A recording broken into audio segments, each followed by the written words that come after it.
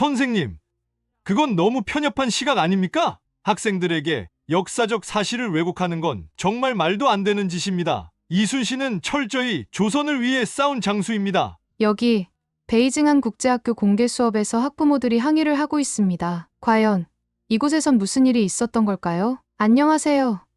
저는 딩딩이라고 합니다. 베이징 중심부에 자리 잡은 한 국제학교에서 초등부 교사로 근무하고 있었습니다. 원래 저는 중국의 전통적인 교육기관에서 가르치고 싶었지만 영어를 비롯한 외국어 실력이 뛰어나다는 이유로 이 국제학교에 스카우트되어 왔습니다. 이 학교는 베이징 내에서도 이례적으로 유럽권 학생이 많았는데 그 이유는 베이징에 자리 잡은 여러 다국적 기업과 외교 사무소, 그리고 유엔 기구 등에서 근무하는 부모님들이 자녀들을 등록시키기 때문이었습니다. 주로 영국, 독일, 프랑스 출신이 많았고 그 외에도 스페인, 이탈리아, 러시아 등에서 온 학생들이 골고루 섞여 있었습니다. 처음 국제학교에 왔을 때 저는 중국의 발전상과 중화사상을 더 널리 알릴 수 있겠다라는 기대감에 가슴이 벅차올랐습니다. 저 자신도 어릴 적부터 모든 것이 중국에서 비롯되었고 주변국은 중국의 우수한 문화를 본받아 발전했다라는 생각을 강하게 가지고 있었으니까요. 예를 들면 한복은 당나라 복식에서 기원했고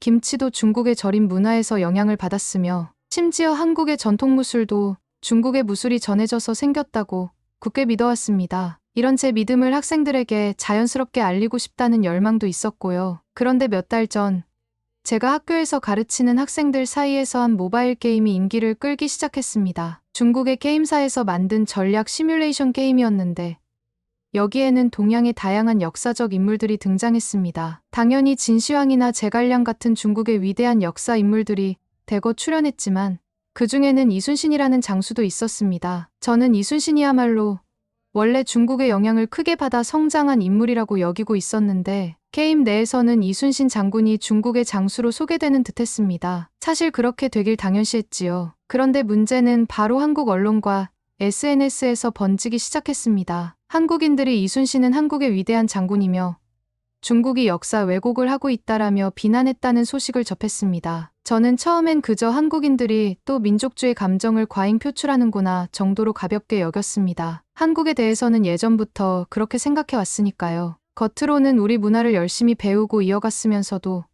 정작 뿌리는 전부 자신들의 것이라고 우기는 이들이라고 말입니다. 그러나 이번엔 분위기가 조금 달랐습니다. 전 세계 언론에까지 그 소식이 퍼져나가면서 심지어 게임사 측에서도 실수였다며 게임 광고를 수정하고 이순신 관련 홍보 자료를 삭제했다고 했습니다. 저는 이 소식을 듣고 몹시 격분했습니다. 왜 중국 게임사가 굴복하지? 이순신이 중국의 장수임을 당당히 주장하면 될 텐데 라고 생각했습니다. 제 입장에서는 명나라 때 임진왜란에서 명군과 조선이 모두 힘을 합쳐 일본에 맞섰고 그 과정에서 조선의 이순신이 활약했다는 것이므로 궁극적으로는 대다중화의 울타리 안에서 함께 싸운 이순신 역시 중국 문명의 영향을 크게 받은 장수라고 봐야 한다고 믿었기 때문입니다. 물론 한국 측에서는 이순신은 조선의 장군이며 조선의 해군 제독이었다고 강하게 주장하지만 제 머릿속에서 조선은 중국의 조공국 중 하나였다는 인식이 굳건했기에 이순신이 곧 중국의 위인이라 생각하는 것이 제게는 논리적으로 당연했습니다. 하지만 그 후로도 온라인에서는 한국인들과 서양권 누리꾼들까지 가세해 이순신은 한국의 역사적 인물이라고 목소리를 높이면서 중국의 역사 왜곡을 비판하는 상황이 지속되었습니다. 전 세계적으로 한국 드라마나 영화, K-팝의 영향력이 점점 커지면서 한국의 역사적 인물이나 문화유산이 더 널리 알려지는 추세였기에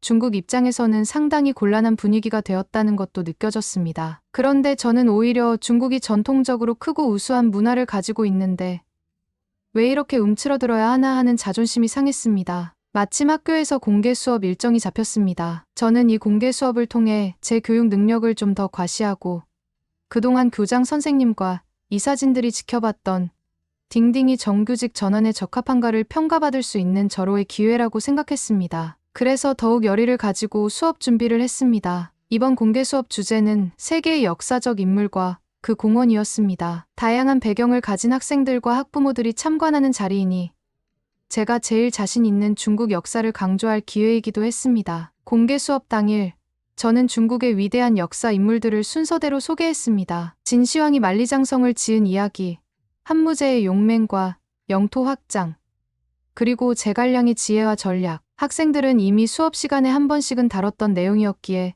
큰 반응 없이 고개를 끄덕였습니다. 그런데 제가 마지막 순서로 이순신을 꺼냈습니다. 저는 조선시대의 장군이지만 사실상 중화 문화권에 속했던 인물이다. 명나라와 함께 왜적을 막아냈고 이순신의 병법은 중국 병법서의 영향을 많이 받았다라는 식으로 설명했습니다. 수업을 참관하던 학부모들 중 일부는 생소한 듯 고개를 갸웃했지만 유럽 출신 학부모 대다수는 이순신이 누구야?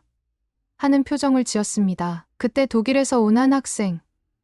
이름은 루카스였는데 그 아이가 손을 번쩍 들더니 선생님, 이순신은 한국의 역사적 인물로 알고 있어요. 임진왜란 때 왜군을 상대로 해전에서 승리하신 분이고 거북선이라는 혁신적인 전함을 운영하신 걸로 유명해요. 한국에선 그분을 굉장히 존경하고 있다고 들었어요라고 말을 꺼냈습니다. 저는 순간 당황했습니다. 그래도 굴하지 않고 그래. 한국에서는 그렇게 주장하곤 하지. 하지만 조선은 당시 명나라의 영향을 크게 받았기 때문에 이순신 역시 중화 문명을 기반으로 군사수를 펼쳤다고 봐야 하는 거야 라고 대답했습니다. 무엇보다 조선은 명나라에 조공을 바쳤고 그 당시 소중화를 표방했으니 결국 중국 문명권의 일부였다고 할 수 있지 않을까라며 말을 이어갔습니다. 한편으로는 독일 학생이 이순신에 대해 꽤 자세히 알고 있는 것에 놀랐습니다. 하지만 루카스는 굴하지 않고 계속해서 질문 공세를 펼쳤습니다. 그렇다면 이순신 장군이 직접 남긴 전투 기록이나 편지,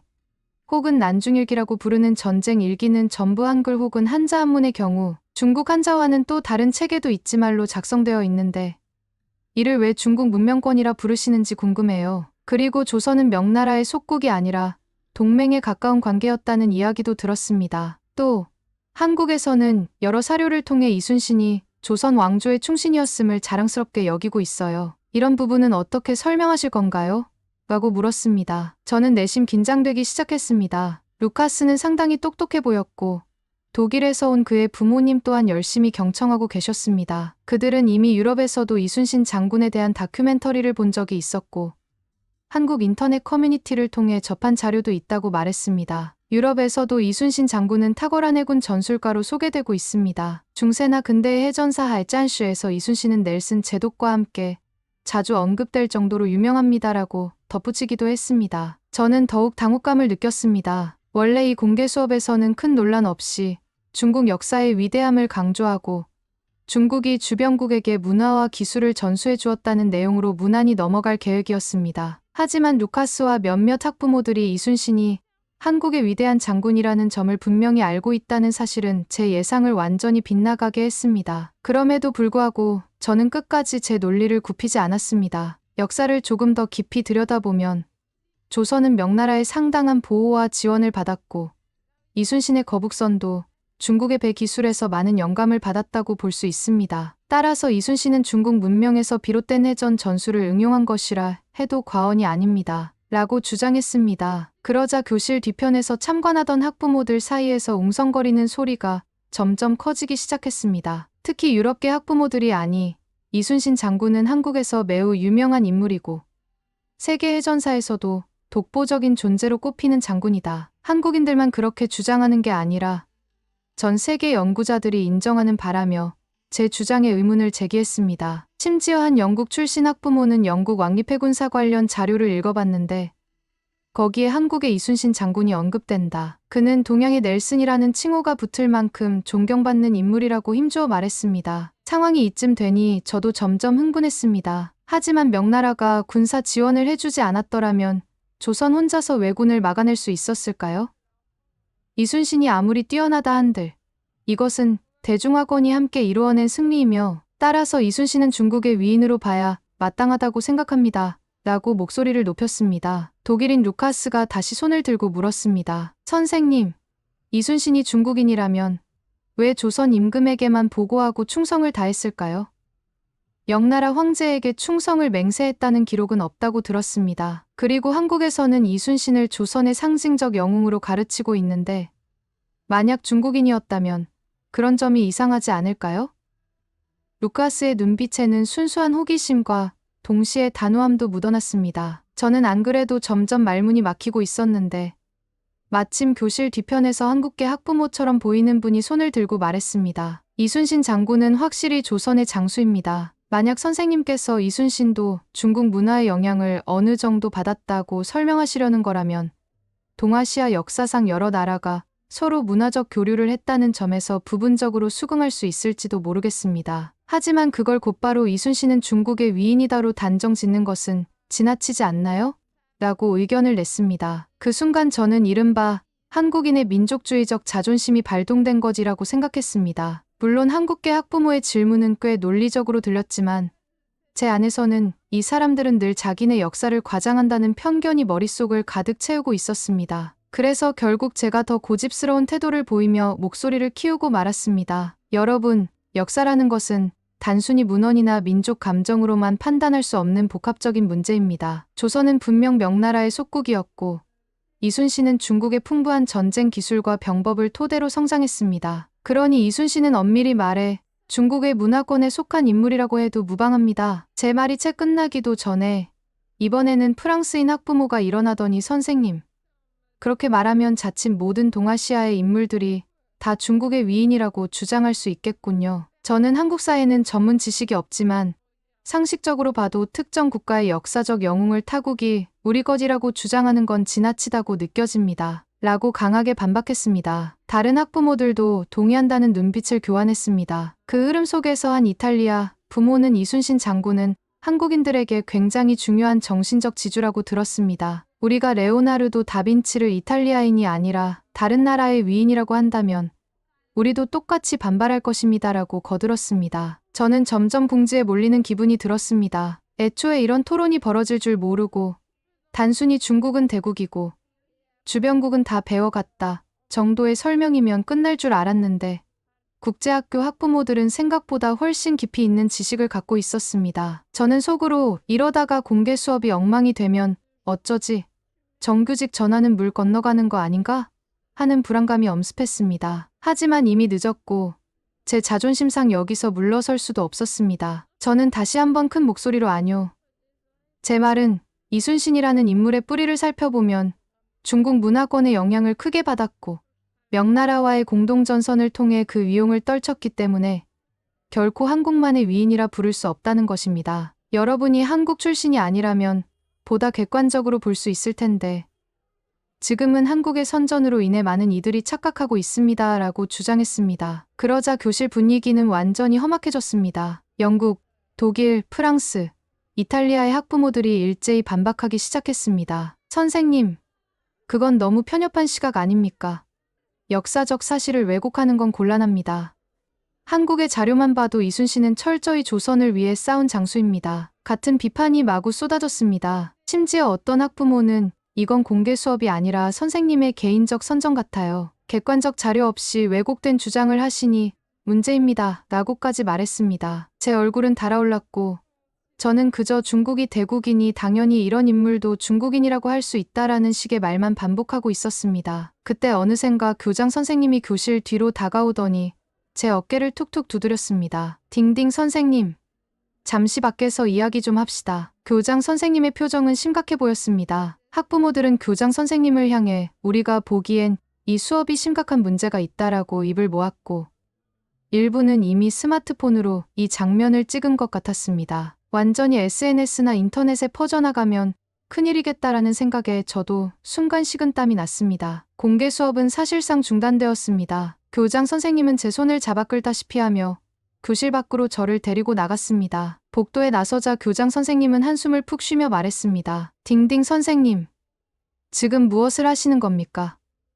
이곳은 국제학교고 학부모들의 국적도 다양합니다. 특정 국가의 역사관을 일방적으로 강요하거나 특히 논란이 큰 주장을 무리하게 펼치는 건 문제가 많아요. 저는 억울했습니다. 하지만 저는 중국인으로서 그리고 중국의 역사적 사실을 가르치고 싶었을 뿐입니다. 이순신이 조선의 장수였어도 결국 중화 문명의 틀 안에 있었다는 것을 말하고 싶었을 뿐이고 왜곡된 주장은 아닙니다. 라고 항변했습니다. 그러나 교장 선생님은 우리는 객관적 자료와 다양한 시각으로 접근해야 합니다. 지금 학부모들 중에는 한국과 직접적 교류가 있는 분들도 많고 외교관도 계세요. 이 문제가 단순히 수업 태도의 문제가 아니라 학교 전체의 평판에 악영향을 미칠 수 있다고요. 라며 단호하게 말씀하셨습니다. 그리고 제게는 정규직 전환 심사에서 심각한 문제가 될 것 같다며 일단은 오늘 사건이 어떻게 결론이 나느냐에 따라 달라질 수 있다고 했습니다. 결국 그날 공개 수업은 파행으로 끝나버렸습니다. 교장 선생님은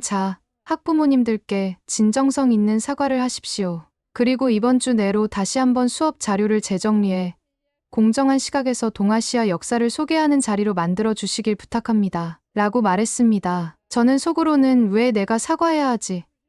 이순신은 어쨌든 중국 문명의 혜택을 받았는데 하는 생각으로 분노가 치밀었지만 겉으로는 어쩔 수 없이 고개를 숙였습니다. 일부 학부모들은 이미 집으로 가버렸고 몇몇 학부모들은 심드렁한 표정으로 앞으로 수업 내용에서 객관적 자료를 충분히 근거로 들어주세요라고 말했습니다. 독일인 학생 루카스와 그의 부모도 실망스러운 듯 고개를 저었습니다. 선생님이 중국 문화를 자랑스러워하는 것은 이해합니다. 하지만 다른 나라의 위인을 억지로 중국인이라 주장하는 것은 동의할 수 없네요. 라는 말을 남겼습니다. 그 뒤 저는 교장실에 불려가서 한참 동안 국제학교라는 환경에 맞는 교육 자세를 들어야 했습니다. 교장 선생님은 이미 제가 문제 수업을 진행한 사실을 본교 이사회와도 공유했다고 합니다. 사실 이사회 구성원 중에는 서양인도 있고 다른 아시아 출신도 있습니다. 그들은 세계 각국의 문화를 존중하는 글로벌 교육 가치에 어긋난다라는 입장을 내비쳤다고 했습니다. 물론 저도 변명했습니다. 이순신을 중국 장수로 보는 시각이 아예 없는 것은 아닙니다. 중국에서도 그렇게 인식하는 사람들이 있습니다. 라고 항변했지만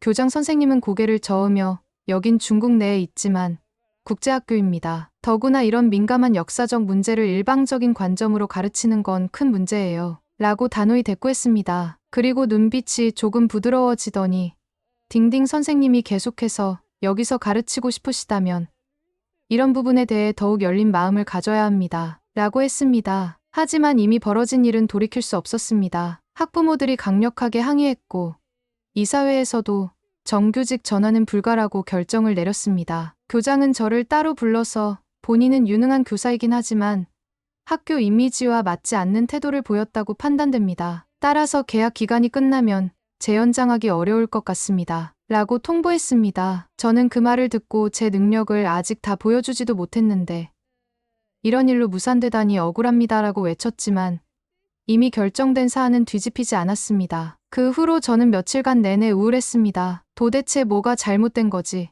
이순신이 중화권 인물이라고 주장하는 게 그렇게 큰 문제인가?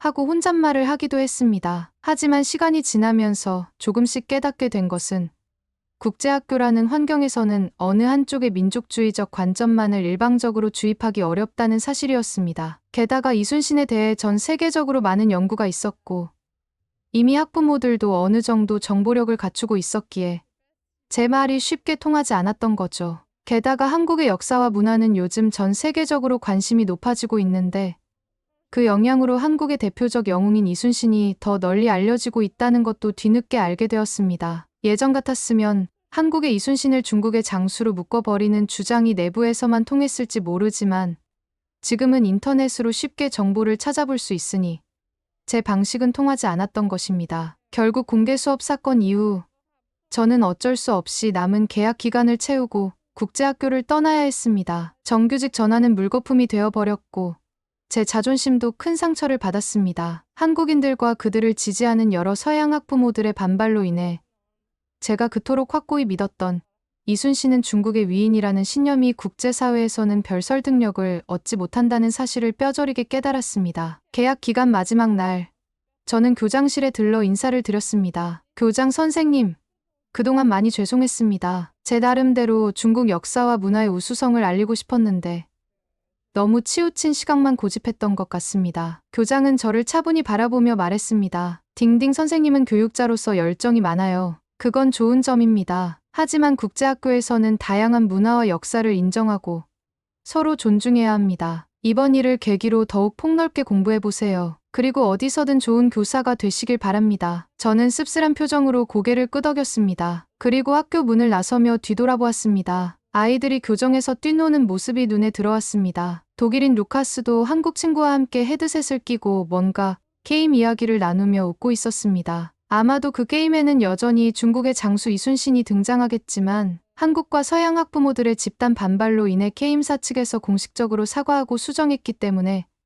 조만간 게임 속 설정도 바뀔 거라는 소문이 돌고 있었습니다. 아, 이 시대에는 정보가 빠르게 공유되고 사실관계도 수많은 자료를 통해 검증되니 한쪽 시각을 강요하기란 쉽지 않구나. 저는 그제야 마지못해 실감했습니다. 제가 늘 품어온 중화사상과 자국 중심적 인식이 이런 글로벌 환경에서 얼마나 논란이 될 수 있는지를 새삼 깨닫게 되는 순간이었지요. 그렇게 저는 제 짐을 챙겨 학교를 떠났습니다. 이순신이 과연 중국의 위인인지 아니면 한국의 위인인지에 대해 마지막까지 확고한 결론을 내리진 않았습니다만 최소한 세계인들이 바라보는 관점이 한쪽으로 치우치지 않다는 사실, 그리고 역사를 해석하는 데에는 여러 관점이 있을 수 있지만 객관적 자료와 다양한 의견을 경청해야 한다는 점을 조금이나마 느꼈습니다. 물론 마음 한구석에는 여전히 씁쓸함이 남았습니다. 만약 공개 수업에서 아이들과 학부모들이 저를 지지해 주었다면 저는 정규직 전환도 받고 베이징 국제학교에서 계속 가르칠 수 있었겠죠. 하지만 이런 결과가 나온 이상 제 교육 철학을 다시 돌아봐야 할 때가 되었습니다. 제가 너무 중국 중심적인 사고방식에 갇혀 있었던 건 아닌지, 아니면 좀 더 유연하고 객관적인 자료를 활용하여 역사를 가르쳤어야 했는지 말입니다. 돌이켜보면 처음 게임에서 이순신을 중국인으로 표시한 것은 기술적인 실수든 의도적인 홍보든 결국 큰 논란을 일으켰고, 저 역시 그 논란의 한가운데에서 공개 수업 대참사를 겪고 말았습니다. 그리고 이순신 장군의 업적을 존경하는 전 세계 사람들이 생각보다 많다는 사실도 깨달았습니다. 그러니 어쩌면 제가 졌다고 해야 할까요?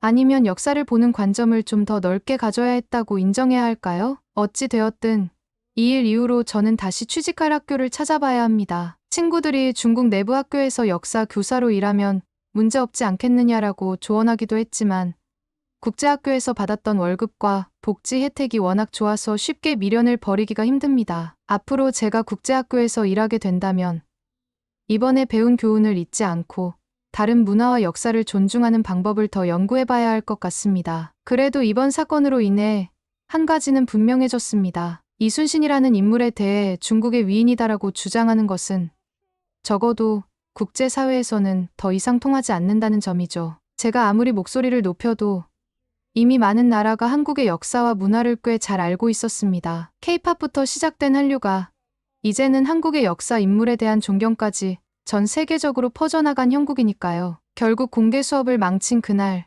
저는 교장의 손에 이끌려 나가며 모든 것을 깨닫게 되었습니다. 아, 이렇게 해서 내 정규직 전환의 꿈이 무너지는구나. 내가 준비해온 스펙과 계획은 전부 물거품이 되어 버렸군. 서러움과 분노, 그리고 허탈감이 한꺼번에 밀려왔습니다. 그러나 시간이 흐르니 이제는 담담히 받아들이게 됐습니다. 그날 있었던 일들이 제게 너무 큰 충격이었지만 한편으로는 국제사회를 제대로 이해하지 못하고 제 주장을 밀어붙인 데 대한 당연한 대가였는지도 모르겠습니다. 그래서 지금은 이렇게 이야기할 수 있습니다. 저는 딩딩이라고 합니다. 베이징의 국제학교 초등교사로서 한때 이순신을 중국인이라고 주장했다가 엄청난 후폭풍을 맞았던 사람이죠. 그 결과 정규직 전환도 실패하고 학교에서 사실상 쫓겨났습니다. 하지만 그 경험을 통해 배운 것이 많습니다. 결국 세계는 공유된 자료와 사실관계를 중요시하며 서로 존중이라는 가치가 가장 우선된다는 점입니다. 비록 저는 지금 조금 처지가 곤란해졌지만 앞으로 더 노력해 볼 겁니다. 언젠가 또 다른 국제학교에서 기회를 얻는다면 그때는 다양한 문화와 역사를 좀 더 열린 마음으로 가르치겠습니다. 적어도 이순신을 굳이 중국의 위인이라 부르며 학부모들과 싸우진 않을 거니까요. 그렇게 저는 제 이야기를 마칩니다. 비록 제 관점으로 볼 때 여전히 이순신이 중화 문명에서 자유로울 수 없다고 생각하지만 적어도 지금의 국제사회에서는 그를 한국의 영웅으로 인정한다는 사실을 받아들여야 하겠지요. 제게는 어려운 일이지만 저 또한 사람들과 공존하며 살아가야 하니까요. 역사는 해석하기 나름이라고들 하지만 그 해석이 공동체에서 공감을 얻지 못한다면 결국은 외면받게 된다는 것을 깨달았습니다. 그것이 저 딩딩이 베이징 국제학교에서 배운 가장 뼈아픈 교훈이었습니다. 감사합니다. 두 번째 사연 바로 시작하겠습니다. 한강의 기적이 그렇게 대단하다고? IMF 때 금 모으기 운동. 너무 유난 떠는 거 아니야? 우리 중국은 덩샤오핑의 개혁개방 정책으로 한국과는 비교할 수 없는 속도로 발전을 이뤄냈어. 그리고 중국 국민들은 애국주 운동으로 묻지도 않고 따지지도 않고 중국 기업의 주식을 샀다고. 그 결과 중국의 기업들을 세계적인 반열에 올려놨어. 뭘 좀 알고 얘기해라. 모르면 공부를 해. 여기 스웨덴 스톡홀름대에서 한 학생이 울분을 토하며 소리치고 있는데요. 이 모습을 여러 학생들이 바라보며 고개를 절레절레 흔들고 있습니다. 과연 이곳에서는 어떤 일이 벌어진 것일까요? 한국 호랑이. 안녕하세요.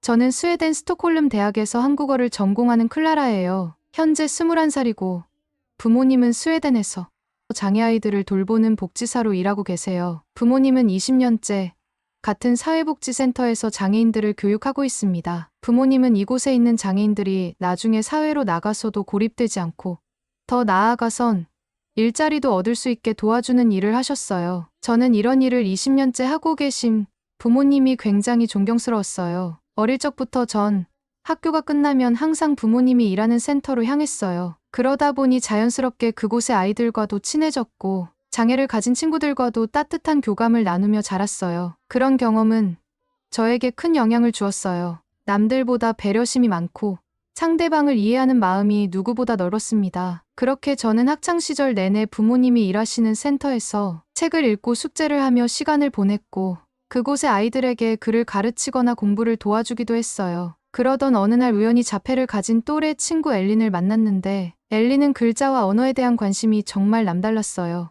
영어, 스페인어, 일본어, 중국어, 아랍어 등 다양한 문자에 흥미를 보였지만 그 중에서도 유독 한글을 제일 좋아했죠. 엘리는 항상 한국어 사전을 끼고 다니며 열심히 읽고 쓰며 시간을 보내곤 했어요. 그리곤 알아들을 수 없는 말로 중얼거리면서 다녔는데 아마 한국어 발음 연습을 하는 것 같아 보였어요. 그 열정이 정말 대단했어요. 저는 그런 엘린에게 호기심이 생겼고 엘린을 항상 따라다니며 한글과 한국어를 자연스럽게 접했어요. 어느 순간 저도 엘린처럼 자연스럽게 한글에 흥미를 느꼈고 그렇게 1년 정도 지난 후에는 엘린과 간단한 인사말이나 안부는 한국어로 대화를 나누기 시작했어요. 그러던 어느 날 엘린에게 더 넓은 세상을 보여주고 싶은 마음에 컴퓨터를 가르쳐주기로 결심했어요. 저는 부모님에게 이야기했어요.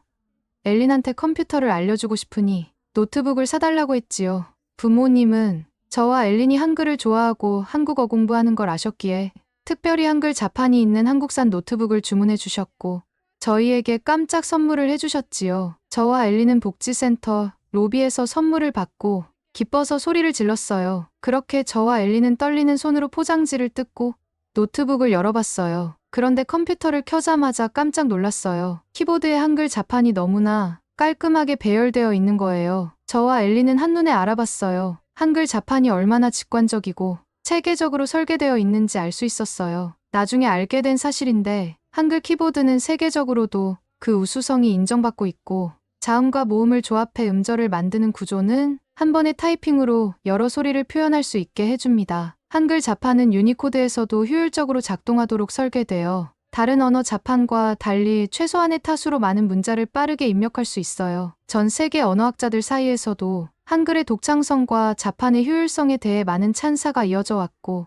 심지어 미국의 타임지는 한글을 세계에서 가장 과학적인 문자 중 하나로 평가한 적도 있어요. 과학적 구조 덕에 한글 키보드는 다른 언어에 비해 배우기도 쉽고 연습 몇 번만으로도 익숙해지기 쉬운 특징이 있답니다. 엘린과 저는 그날 한글 자판을 몇 번 눌러보는 것만으로도 금방 타이핑을 익힐 수 있었어요. 엘린은 기뻐하며 자판을 두드렸고 저도 옆에서 따라하며 즐거운 시간을 보냈죠. 그렇게 몇 시간을 함께 웃고 떠들며 한글 자판을 두드리다 넷플릭스를 켜고 한국 드라마를 보기로 했어요. 우리가 고른 건 바로 오징어 게임이었지요. 그날 저희는 오징어 게임을 재밌게 보았고 잊지 못할 추억을 쌓았어요. 그렇게 저와 엘리는 한국 드라마와 영화를 계속 보며 공부한 결과 한국어로 일상 대화를 할 수 있을 정도가 되었어요. 센터에서 우리는 항상 한국어로 대화를 주고받았고 그때마다 센터 직원들과 선생님들이 깜짝 놀라는 모습이 정말 재미있었지요. 어느 날은 직원 중 한 분이 다가와서 클라라,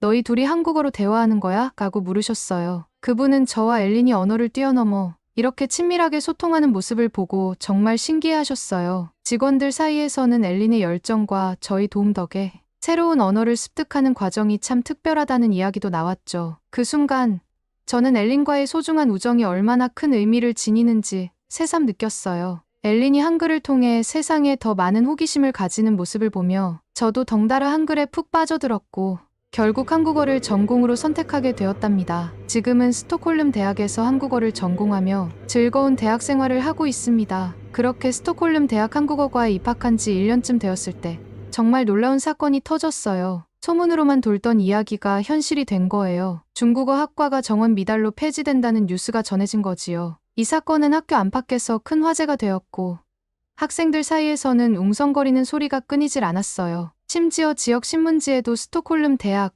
중국어 학과 폐지로 타격이라는 제목으로 기사가 실릴 정도였죠. 그동안 중국어 학과의 학생 수가 계속 부족하긴 했지만 폐지 소식은 생각보다 큰 충격으로 다가왔어요. 그리하여 중국어 학과에 다니던 친구들은 새로운 길을 찾아야만 했고 다른 과로 전과를 하게 되었어요. 놀랍게도 그중 대부분이 한국어 학과로 전과를 희망한 거예요. 저는 너무 놀라서 왜 하필 한국어 학과지?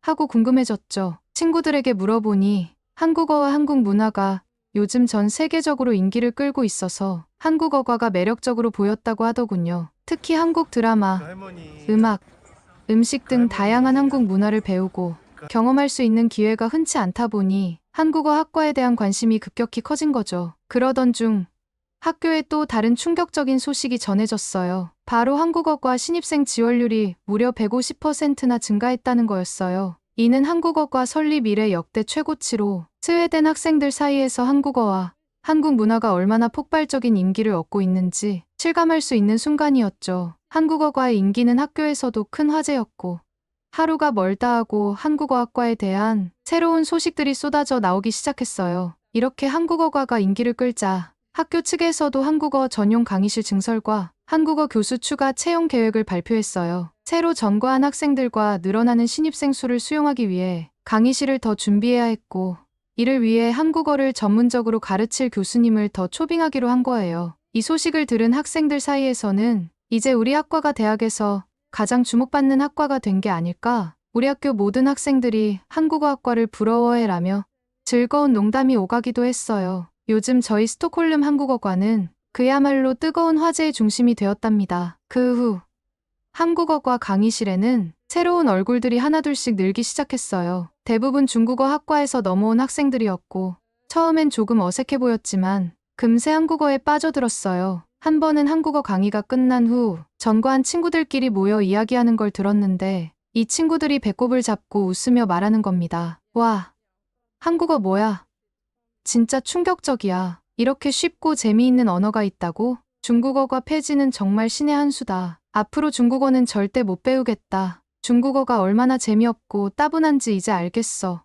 라고 하면서 한바탕 웃음이 터졌죠. 새로 들어온 학생들이 진심으로 한국어의 매력을 느끼는 듯했고 강의실 분위기는 그야말로 웃음바다가 되곤 했어요. 또 어떤 친구는 한국어의 문법 구조가 너무 신선하고 한글이 얼마나 배우기 쉬운지 놀랍다고 했어요. 중국어의 복잡한 발음과 문자를 외우느라 고생했던 경험을 떠올리며 한글을 보고는 한국어가 훨씬 친숙하게 느껴진다고 말하더군요. 그리고 중국어는 무슨 말을 해도 비슷한 소리만 많았는데 한국어는 어감도 다채롭고 발음도 재미있어 라며 신나게 이야기했어요. 저는 그 모습을 보면서 속으로 웃음이 나왔고 한국어가 이렇게 많은 사람들에게 사랑받는 모습에 자부심도 느꼈어요. 그날 이후로 강의실 분위기는 완전히 달라졌어요. 중국어 학과에서 전과한 친구들은 매 수업마다 한국어를 배우는 것에 큰 흥미를 보였고 배움에 대한 열정도 대단했죠. 심지어 쉬는 시간마다 강의실에 남아서 한국어 문법이나 단어를 복습하는 모습도 자주 보였어요. 새로 들어온 친구들과 함께하는 수업은 매일매일이 즐거운 이벤트 같았어요.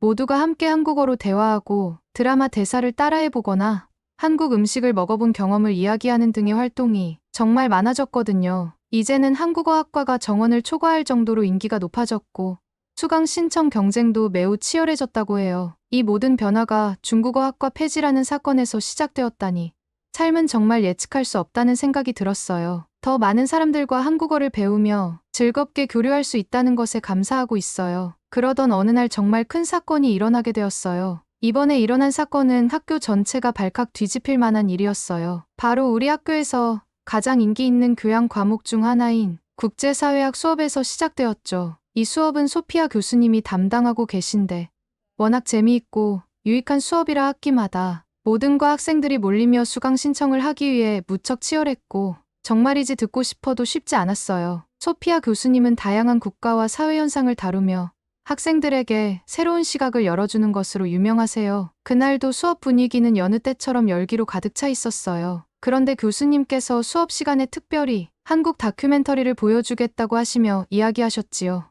오늘은 조금 색다른 시각으로 아시아의 성장을 탐구해 보려고 해요. 여러분이 잘 알고 있는 한국의 숨겨진 뒤 이야기를 소개하고 싶습니다. 다큐멘터리의 제목은 한국의 기적이었고 약 1시간 분량의 영상이었죠. 저는 한국 관련 다큐라길래 매심 기대가 되면서도 평소 다큐멘터리에 큰 흥미가 없는 친구들의 반응이 살짝 걱정되기도 했어요. 그런데 제 걱정은 곧 현실이 되었어요. 다큐멘터리를 틀기 직전 한 학생이 손을 들고 집에서도 볼 수 있는 프로그램을 왜 굳이 수업 시간에 보나요? 라고 질문을 던진 거예요. 소피아 교수님은 질문을 듣고 살짝 미소를 지으시며 대답하셨어요. 요즘 학생들은 TV를 거의 안 보고 대부분 유튜브나 SNS로 시간을 보내니까 이런 유익한 다큐멘터리를 접하기가 쉽지 않죠. 그래서 여러분에게 이 다큐멘터리를 보여주려고 특별히 준비했답니다. 교수님의 말씀에 강의실 곳곳에서 웃음이 터졌고 모두들 고개를 끄덕이며 수긍하는 분위기였어요. 그런데 이어서 교수님께서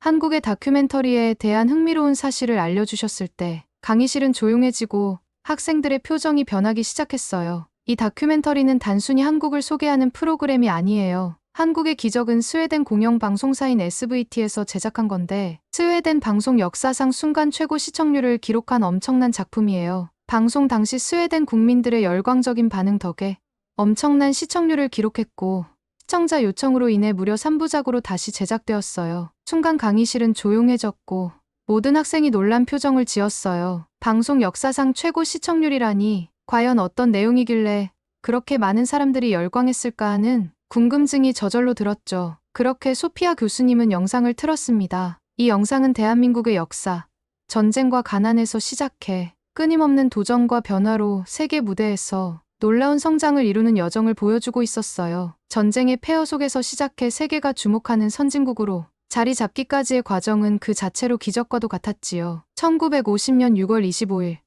북한군의 갑작스러운 남침으로 한국전쟁이 발발했어요. 당시 남한은 빠르게 밀려 서울이 함락되는 등 절박한 상황이었죠. 전쟁 기간 동안 수백만 명의 사상자가 발생하고 가족과 터전을 잃은 이들이 넘쳐났습니다. 전쟁은 1953년 7월 27일에야 휴전협정을 통해 중단되었지만 남북은 여전히 분단 상태로 남아 아픔과 상처를 한국 사회에 깊이 남겼습니다. 전쟁이 끝난 후 1961년 박정희 소장이 군사정변으로 정권을 잡으며 본격적인 경제 개발에 돌입하게 되었어요. 새마을운동과 경제개발 5개년 계획을 통해 농촌을 현대화하고 경제 발전에 큰 전환점을 마련했죠. 물론 박정희 정권의 유신체제와 독재로 민주주의가 억압되기도 했지만 한국 경제는 정부 주도의 산업화를 통해 1960년대에서 1980년대까지 급격히 성장하며 한강의 기적을 일궜어요. 특히 섬유, 전자, 철강 등 다양한 산업이 발전하면서 수출을 통한 경제 성장이 이루어졌고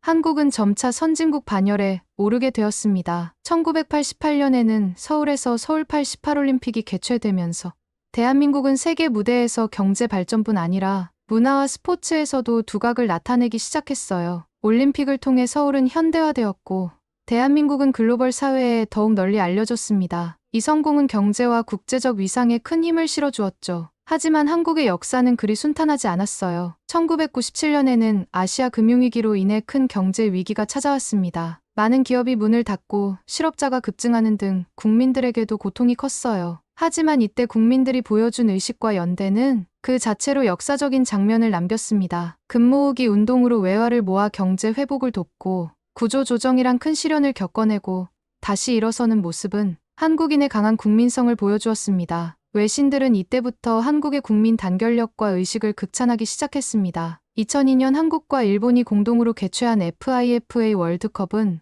또 한 번 한국의 저력을 보여주는 기회였어요. 한국 축구 대표팀이 아시아 최초로 4강에 진출하면서 온 국민이 거리로 나와 붉은 티셔츠를 입고 응원하는 장면은 전 세계의 한국인의 열정과 단결력을 각인시켰어요. 많은 외신은 한국인의 단결력과 열정은 세계 어떤 나라도 따라올 수 없다는 평가를 내놓았고 한국은 경제뿐 아니라 문화와 스포츠에서도 세계가 주목하는 나라로 자리 잡게 되었습니다. 2018년 평창 동계올림픽은 스포츠를 넘어 한반도 평화 분위기를 조성하는 계기가 되었어요. 남북한 선수들이 손을 잡고 공동 입장하는 장면은 전 세계적으로 감동을 주었고 대한민국이 평화와 스포츠를 통해 국제적 위상을 높이는 중요한 계기가 되었죠. 이러한 성장과 변화를 겪어온 한국에 대해 전 세계 언론들은 지금껏 한국의 발전 속도와 국민의식을 따라올 수 있는 국가는 없으며 앞으로도 유일무이한 사례로 남을 것이라며 극찬을 아끼지 않았습니다. 또한 한국의 현대차,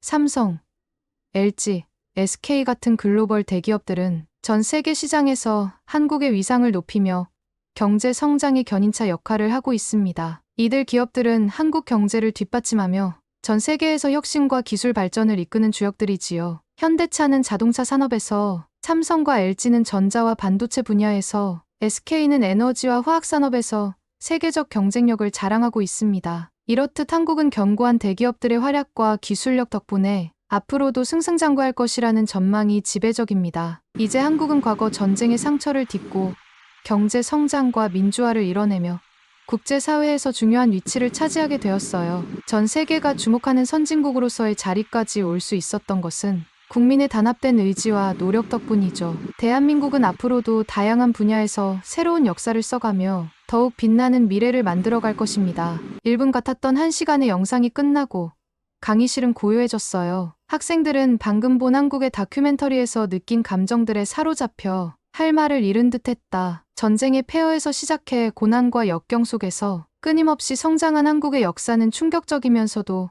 강렬한 인상을 남겼지요. 한국의 속담 중에 난세의 영웅이 나온다던데 바로 이런 의미인가 하는 생각이 들었습니다. 한국은 밟히고 또 밟혀도 다시 일어서는 강인한 잡초처럼 그렇게 다시 일어섰고 때로는 더 강해졌어요. 영상이 끝난 뒤에도 마음속에 잔잔한 여운이 가시지 않았고 그 1시간 동안 마주한 한국의 이야기가 머릿속에서 떠나질 않아 저도 모르게 깊은 생각에 잠겨 있었어요. 영상이 끝난 후 소피아 교수님이 말씀하셨어요. 이제 이 다큐멘터리에 대해 자유롭게 이야기해 보자라며 토론을 권유했고 그때 강의실의 정적을 깨고 손을 든 사람은 바로 중국에서 온 건축학과 학생 허주아지였다. 그는 자리에서 일어서더니 말 그대로 터질 듯한 목소리로 입을 열었어요. 사실 이 다큐멘터리와 상관없는 이야기를 하고 싶습니다. 허주아지가 강한 어조로 시작했어요. 요즘 어딜 가나 한국 이야기뿐입니다. 심지어 오늘도 한국에 대한 다큐멘터리를 시청했죠. 저는 이 점에 대해 정말 불만이 많습니다. 하고 싶은 말이 너무 많은데 마침 교수님께서 또 한국에 대해 수업을 하시니 이곳에서라도 다 말해야겠어요. 얼마 전 우리 학교가 중국어과를 폐지하고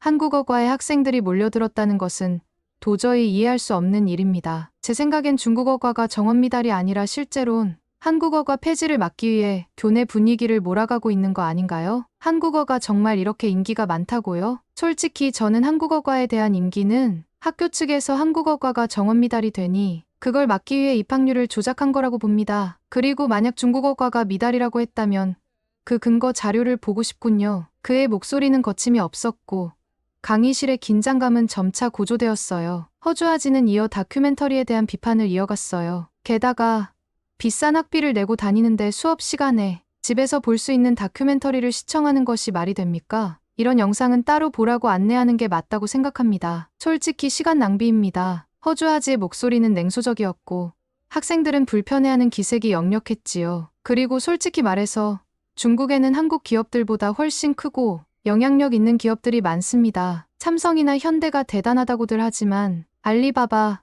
텐센트, 화웨이 같은 중국 기업들은 훨씬 더 큰 성과를 내고 있습니다. 그럼에도 불구하고 왜 우리 학교에서는 한국 기업에 대해서만 배우고 중국 기업의 철학에 대해서는 다루지 않는 겁니까? 허주아지는 한숨을 쉬며 계속해서 말했어요. 이해할 수 없는 건 한국이 오랫동안 중국의 속국이었고 중국이 없었다면 지금처럼 발전하지 못했을 나라라는 겁니다. 그런데 왜 한국이 독창적인 경제적 성공을 이룬 것처럼 이야기하는지 모르겠습니다. 마치 한강의 기적이 대단한 일처럼 포장하지만 우리 중국은 덩샤오핑의 개혁개방 정책을 통해 더 앞선 성과를 이뤄냈습니다. 허주아지의 얼굴은 점점 더 붉어졌고 그의 목소리도 점차 높아졌지요. 강의실 안 학생들 이곳저곳에서 웃음이 터져나오기 시작했어요. 허주아지는 아는지 모르는지 더 강하게 목소리를 내며 이어갔습니다. 그리고 한국의 금모으기 운동이 대단하다고요? 우리 중국에선 14억 국민들이 애국주 운동을 통해 자발적으로 국가의 경제 성장을 도왔어요. 실로 엄청난 성과를 이뤄내었지요. 그 당시 중국의 주가는 자고 일어나면 상한가를 쳤고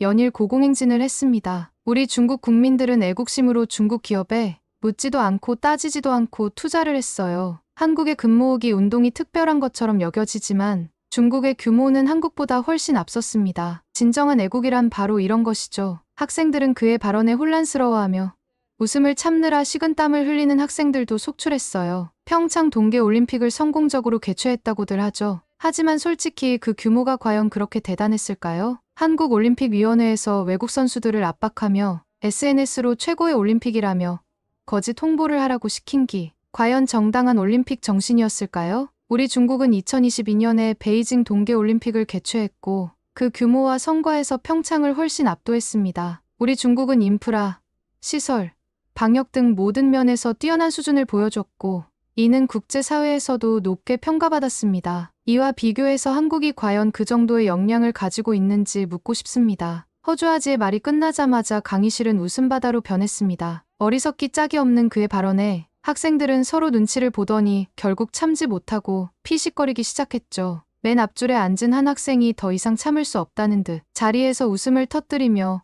교수님을 향해 손을 들었습니다. 교수님, 저런 질문에 굳이 대답하셔야 하나요? 그는 웃음을 간신히 참으며 덧붙였습니다. 대답해 주셨다간 쥐도 새도 모르게 중국으로 잡혀가실 수도 있을 것 같은데요. 이 말이 끝나자 강의실 곳곳에서 폭소가 터져 나왔고 주변 학생들은 더 이상 숨길 수 없는 웃음을 터뜨리며 서로를 바라보았습니다. 몇몇은 허주아지를 힐끔거리며 수군거렸고 다른 한 학생은 진짜 한국어과 인기가 조작이라고 믿는 건가? 그야말로 허무맹랑하네.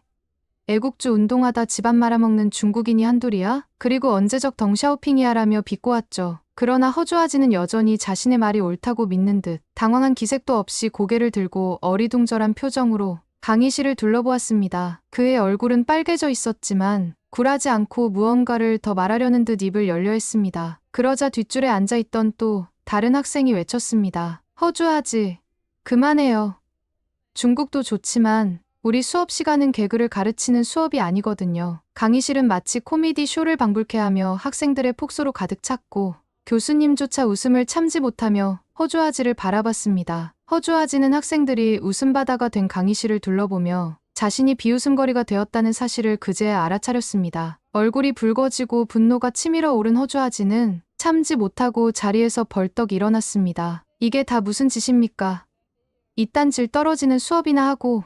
허주아지는 씩씩대며 소리쳤습니다. 주변의 학생들은 놀란 표정으로 잠시 그를 바라보더니 이내 또 다시 킥킥거리는 웃음이 터져 나왔습니다. 그러나 허주아지는 아랑곳하지 않고 교수님을 향해 손가락질을 하며 분노에 찬 목소리로 외쳤습니다. 당신 같은 자격 없는 교수가 이 학교에서 가르친다는 사실을 총장님께 직접 고발할 겁니다. 이 사실을 다 이야기하고 반드시 조치를 취하도록 할 테니 각오하세요. 그는 흥분을 이기지 못하고 강의실을 박차고 나가버렸습니다. 문이 쾅 닫히자 학생들 사이에서는 더 큰 웃음과 속삭임이 퍼졌습니다. 한 학생이 허주아지가 나간 문을 가리키며 진짜 총장님께 고발을 하려나 저 열정은 인정해줘야 할지도라고 비꼬듯이 말하자 강의실은 웃음소리로 가득 찼습니다. 교수님조차 살짝 웃음을 터뜨리며 고개를 저었고 수업은 허주아지가 남긴 여운 속에서 웃음과 함께 다시 이어졌습니다. 한바탕 소동이 지나고 몇 주 후 소피아 교수님은 스웨덴 공영방송 SVT에서 3부작으로 재제작된 다큐멘터리 한국의 기적을 다시 한번 수업에 틀었습니다. 이번 3부작 다큐멘터리도 스웨덴에서 폭발적인 인기를 끌며 큰 화제가 되었어요. 하지만 수업에 참석하지도 않은 허주아지는 어떻게 이 사실을 알았는지 소피아 교수님을 찾아다니며 하루에도 몇 번씩 괴롭혀댔지요. 또 한국 다큐멘터리를 틀다니 학교가 이렇게 편향적일 수 있나요? 라며 귀찮게 하며 SNS와 유튜브에 이 내용을 올려 전 세계에 퍼뜨리겠다고 협박했습니다. 하지만 소피아 교수님은 허주아지의 위협에 눈 하나 깜짝하지 않고 제 수업의 주제와 관련된 자료일 뿐입니다. 불만이 있다면 교내 홈페이지를 통해 정식으로 제기하세요라며 단호하게 대응했지요. 그 후 허주아지는 교수님을 향해 끊임없이 트집을 잡고 괴롭히기 시작했습니다. 하지만 얼마 전 진행된 교수평가에는 허주아지와의 뜻과는 다르게 소피아 교수님에 대한 평가는 한국어과 교수님들 다음으로 높은 평가를 받았고 이는 허주아지의 분노를 더욱 자극했습니다. 스웨덴 대학에서의 교수평가는 교수의 경력과 입지를 결정하는 아주 중요한 요소입니다. 평가가 좋으면 교수로서 영향력과 승진 기회, 연구비 지원, 강의 배정에 모두 긍정적 영향을 미치죠. 이런 평가 결과에 불만을 품은 허주아지는 이건 분명 조작된 평가야. 소피아 교수를 내보내지 않으면 내가 학교를 그만두겠다며 학교 측에 울며불며 항의하기 시작했습니다. 학교 측은 당황했지만 허주아지의 트집과 과도한 요구가 계속되자 차차 그의 행동을 문제 삼기 시작했죠. 학교의 모든 학과 건물에서 허주아지의 비방과 험담이 난무하며 학생들 사이에 수군거림이 돌기 시작했습니다. 마침내 허주아지가 다니고 있는 건축학과 학과장의 귀에까지 들어가게 되었어요. 그 학과장님은 공개적으로 발언을 했지요. 이런 품행을 가진 학생이 졸업 후 또 어떤 문제를 일으킬지 모른다며 허주아지의 퇴학을 발표했습니다. 허주아지는 억울하다고 소리쳤지만 결국 학교에서 쫓겨나게 되었고 다시 중국으로 돌아갔지만 그곳에서도 역시 진상짓을 해댔지요. 스톡홀름 대학교 홈페이지에 악의적인 글을 남기며 끝까지 소란을 피웠고 심지어 자신이 당하지도 않은 일을 허위로 유포하기 시작했어요. 허주아지는 SNS와 인터넷 커뮤니티에 스웨덴에서 중국이 차별을 당했다라며 과장된 이야기를 퍼뜨리기 시작한 겁니다. 허주아지는 자신이 겪은 일을 중국인이라는 이유로 교수에게 학대를 당했다는 식으로 왜곡했고 일부 사람들은 그의 이야기를 믿고 학교에 항의 메일을 보내기 시작했죠. 스톡홀름 대학교의 명예가 걸린 문제라 학교 측은 즉각 대응에 나섰습니다. 학교는 허주아지의 주장에 대해 철저한 조사에 들어갔고 그의 비방과 거짓말이 담긴 모든 게시물을 증거로 확보했습니다. 그리고 SNS에 공식 성명을 발표했고 허주아지의 주장에 조목조목 반박하며 허위 사실을 유포한 그를 상대로 법적 대응을 예고했습니다. 한편 한국어과 학생들 사이에서는 허주아지의 행보가 하나의 전설처럼 회자되었고 학생들은 진상 끝판왕이라며 허주아지의 허무맹랑한 주장을 비꼬았고 심지어 그를 소재로 한 밈까지 만들었고 그 밈은 교내 홈페이지에 떠돌아다녔어요. 이 사건은 학교 전체에서 흥미진진한 이슈가 되었고 허주아지는 학교를 떠난 후에도 여전히 학생들에게 웃음을 선사하는 인물로 남게 되었습니다. 허주아지의 사건으로 한국어과 학생들끼리의 유대도 깊어졌고 우리는 그 어느 때보다도 한국을 중심으로 끈끈하게 뭉쳤습니다. 우리 한국어과와 소피아 교수님을 지키자는 마음으로 서로를 격려하면서 교실 안에서 웃음과 유머가 끊이지 않았습니다. 친구들은 이 사건을 소재로 농담을 주고받으며 힘든 상황 속에서도 웃음을 찾았고 저도 그들과 함께하면서 스웨덴에서 한국어를 배우는 것이 얼마나 의미 있는 일인지 다시금 깨달았습니다. 이번 사건이 저에게 남긴 여운은 오랫동안 사라지지 않을 것입니다. 한국어를 배우는 건 단순히 언어를 익히는 것 이상의 가치가 있었고 이를 통해 스웨덴과 한국이 더 깊이 이해하고 서로를 존중하는 관계로 나아가는 데 기여하고 싶다는 목표가 생겼습니다. 저도 소피아 교수님처럼 진실과 긍정을 전하는 사람이 되고 싶습니다. 앞으로 졸업한 후 저는 한국과 스웨덴을 연결하는 문화교류 전문가가 되고 싶어요. 이번 일을 계기로 제 꿈과 목표는 더욱 확실해졌고 그 어느 때보다 단단한 각오를 다지게 되었습니다. 끝까지 들어주셔서 정말 감사합니다. 사랑합니다, 한국. 이상 여기까지 스톡홀름 대학생 클라라의 이야기였습니다. 재미있게 들으셨나요? 더 재미있는 이야기를 원하신다면 좋아요, 댓글 부탁드립니다. 여러분의 댓글 하나가 저에겐 크나큰 힘이 된답니다. 끝까지 시청해주신 여러분, 사랑합니다. 한국 호랑이.